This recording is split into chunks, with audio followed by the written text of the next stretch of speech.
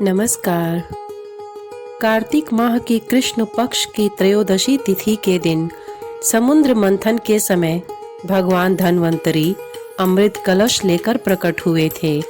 इसलिए इस तिथि को धनतेरस या धन त्रयोदशी के नाम से जाना जाता है। जैन आगम में धनतेरस को धन्य तेरस या ध्यान तेरस भी कहते हैं। भगवान महावीर इस दिन तीसरे और चौथे ध्यान में जाने के लिए योग निरोध के लिए गए थे। 3 दिन के ध्यान के बाद योग निरोध करते हुए दीपावली के दिन निर्वाण को प्राप्त हुए। तभी से यह दिन धन्य तेरस के नाम से प्रसिद्ध हुआ। धन्वंतरी जब प्रकट हुए थे तब उनके हाथों में अमृत से भरा कलश था। भगवान धन्वंतरी चूंकि कलश लेकर प्रकट हुए थे, इसलिए ही इस अवसर पर बर्तन खरीदने की परंपरा है। कहीं कहीं लोक मान्यता के अनुसार यह भी कहा जाता है कि इस दिन धन या वस्तु खरीदने से उसमें 13 गुना वृद्धि होती है। इस अवसर पर लोग धनिया के बीज खरीद कर भी घर में रखते हैं। दीपावली के बाद इन बीजों को लोग अपने बाग बगीचों में या खेतों में बोते हैं। धनतेरस के दिन चांदी खरीदने की भी परंपरा है, जिसके संभव न हो पाने पर लोग चांदी के बने बर्तन खरीदते हैं। इसके पीछे यह कारण माना जाता है कि यह चंद्रमा का प्रतीक है, जो शीतलता प्रदान करता है और मन में संतोष रूपी धन का वास होता है। संतोष को सबसे बड़ा धन कहा गया है। जिसके पास संतोष है वह स्वस्थ है, सुखी है और वही सबसे धनवान है। भगवान धन्वंतरी जो चिकित्सा के देवता भी हैं, उनसे स्वास्थ्य और सेहत की कामना के लिए संतोष रूपी धन से बड़ा कोई धन नहीं है।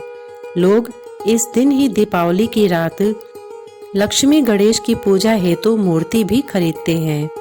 धनतेरस की शाम घर के बाहर मुख्य द्वार पर और आंगन में दीप जलाने की प्रथा भी है। इस प्रथा के पीछे एक लोक कथा है। कथा के अनुसार किसी समय में एक राजा थे जिनका नाम हेम था। दैव कृपा से उन्हें पुत्र रत्न की प्राप्ति हुई। ज्योतिषियों ने जब बालक की कुंडली बनाई तो पता चला कि बालक का विवाह जिस दिन होगा उसके ठीक 4 दिन के बाद वह मृत्यु को प्राप्त होगा। राजा इस बात को जानकर बहुत दुखी हुआ और राजकुमार को ऐसी जगह पर भेज दिया जहां किसी स्त्री की परछाई भी न पड़े। दैव योग से एक दिन एक राजकुमारी उधर से गुजरी और दोनों एक दूसरे को देखकर मोहित हो गए और उन्होंने गंधर्व विवाह कर लिया।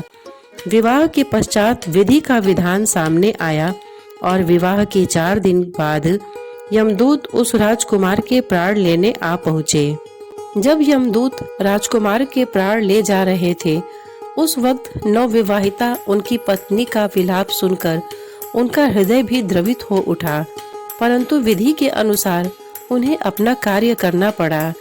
यमराज को जब यमदूत यह कह रहे थे, उसी समय उसमें से एक ने यम देवता से विनती की कि हे यमराज, क्या कोई ऐसा उपाय नहीं है जिससे मनुष्य अकाल मृत्यु से मुक्त हो जाए। दूत के इस प्रकार अनुरोध करने पर यम देवता बोले, हे दूत, अकाल मृत्यु तो कर्म की गति है। इससे मुक्ति का एक आसान तरीका मैं तुम्हें बताता हूँ, सो सुनो।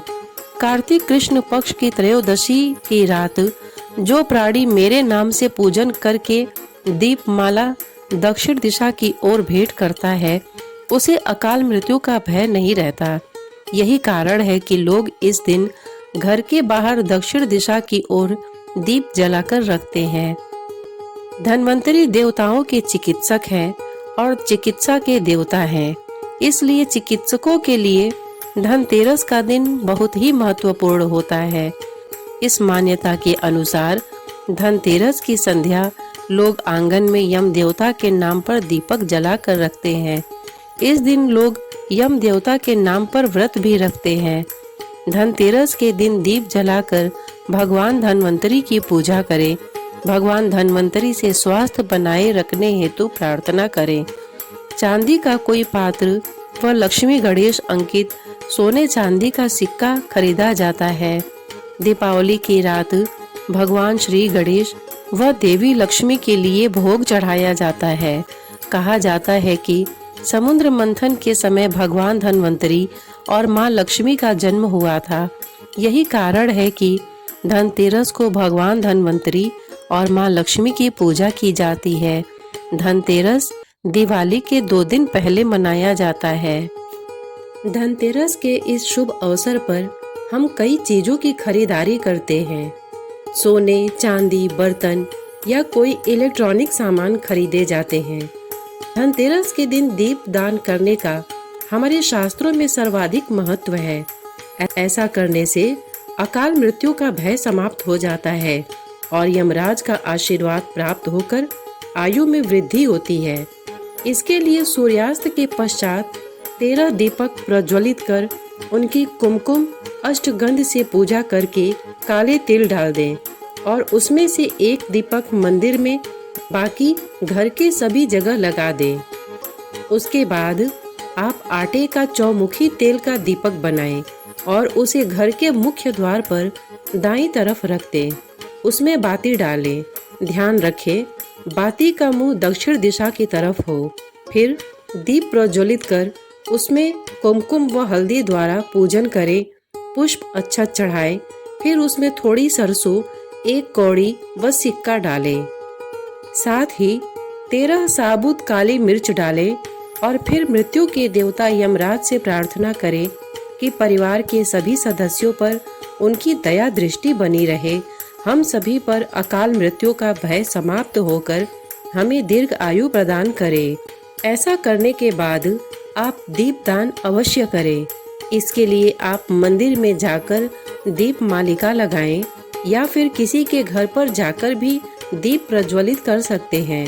साथ ही किसी जरूरतमंद व्यक्ति को दीपक, रुई, तेल, माचिस दान देते हैं तो यम देवता प्रसन्न होंगे और आपके जीवन से अकाल मृत्यु का भय भी समाप्त हो जाएगा और माँ लक्ष्मी की कृपा आप पर सदैव बनी रहेगी। धनतेरस पर ऐसी चीजें खरीदें ताकि बनी रहे महालक्ष्मी की कृपा। प्रथम रूप से भगवान गणेश और माँ लक्ष्मी की चांदी की प्रतिमा खरीदना और उसे घर में स्थापित करना शुभ है, जिससे घर में धन और माया का स्थायी वास रहेगा। गृह लक्ष्मी के लिए वस्त्र और आभूषण खरीदें। यह जरूरी नहीं है कि महंगे उपहार ही खरीदे जाएं, बस कुछ न कुछ नया घर में आना चाहिए। साथ ही चांदी के सिक्के, श्री यंत्र व श्री गणेश लक्ष्मी युक्त सिक्के बहुत ही शुभ फलदायक रहते हैं। इस दिन पीतल के बर्तन भी खरीदने चाहिए और गृहिणी के द्वारा उन्हें जरूर इस्तेमाल करना चाहिए। आज के दिन नमक खरीदने की भी मान्यता है।